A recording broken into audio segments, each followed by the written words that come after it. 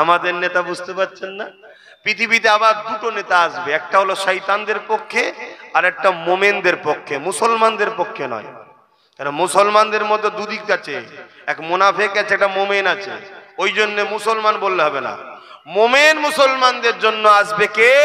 হযরত ইমাম মেহেদী আলাইহিস সালাম। জোরে বলুন সুবহানাল্লাহ, আরো জোরে বলুন না সুবহানাল্লাহ। আর শয়তানদের পক্ষে আসবে এক চোখো কানা। এই নবী বলে গেছে জানেন না, দাজ্জাল আসছে। কথা বুঝে আসছে? পৃথিবী জুড়ে তার প্রোপাগান্ডা চলছে। পৃথিবীতে বড়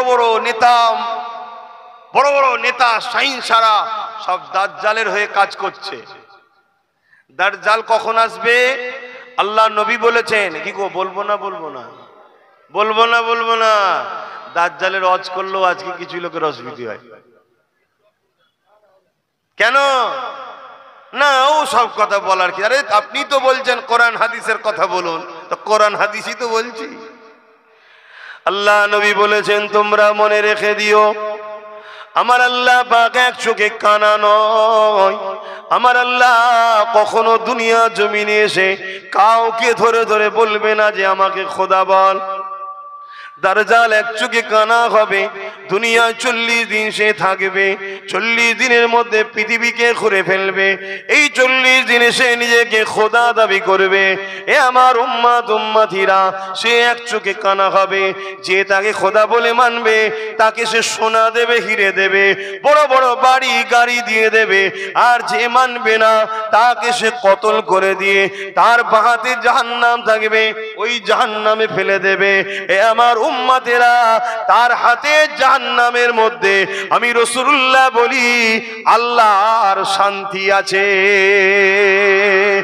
আর যে তাকে মেনে নেবে সে তাকে সোনা দানা দেবে, এবং তার ডান হাত জান্নাত আছে, তার জান্নাত ওই জান্নাতে দেবে।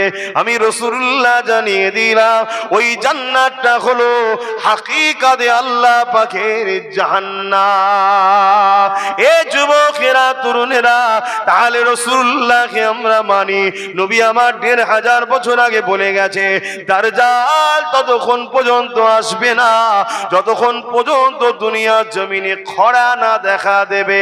এই পৃথিবীতে একটা খরা দেখা দেবে, অভাব দেখা দেবে, এবং পৃথিবীর জমিনের মানুষগণ তৎকালীন হুকুমাতের পরিচালনাতে ভিখারি হয়ে যাবে, গরিব হয়ে যাবে, লোকের দুয়ারে দুয়ারে হাত পাততে থাকবে। আজ খেয়াল করে দেখুন, আমাদেরকে ভিখারি বানাবার প্ল্যান বিশ্ব জুড়ে চলছে, গরিবি বানানোর চরণা বিশ্ব জুড়ে চলতে লেগেছে। আল্লাহ নবী বললে ততক্ষণ পর্যন্ত দাজ্জাল আসবে না যতক্ষণ পর্যন্ত না পৃথিবীর জমিনে দাজ্জালের আলোচনাটা বন্ধ হয়ে যাবে। বলুন ভাঙরের মানুষ, আপনাদের এলাকায় দাজ্জালের আলোচনা হয়? উলামারা দাজ্জালের আলোচনা করে কি? হ্যাঁ কি না বলুন? করে। আলেম উলামারা দাজ্জালের আলোচনা করে? হ্যাঁ, আমি ওটা বলছি নি, আলোচনাটাই বন্ধ হয়ে গেছে। দাজ্জালের আলোচনা হয় আর হয় নাকি হত্যা করে, এত বড় বদমাইশ শুনছেন?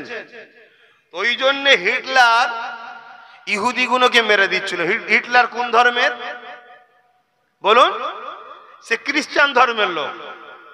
খ্রিস্টান ধর্মের লোক তারা হযরত ঈসা আলাইহিস সালামকে মানে দাবি করে, কিন্তু হাকিকাতে মানি তো আমরা। বলুন আলহামদুলিল্লাহ।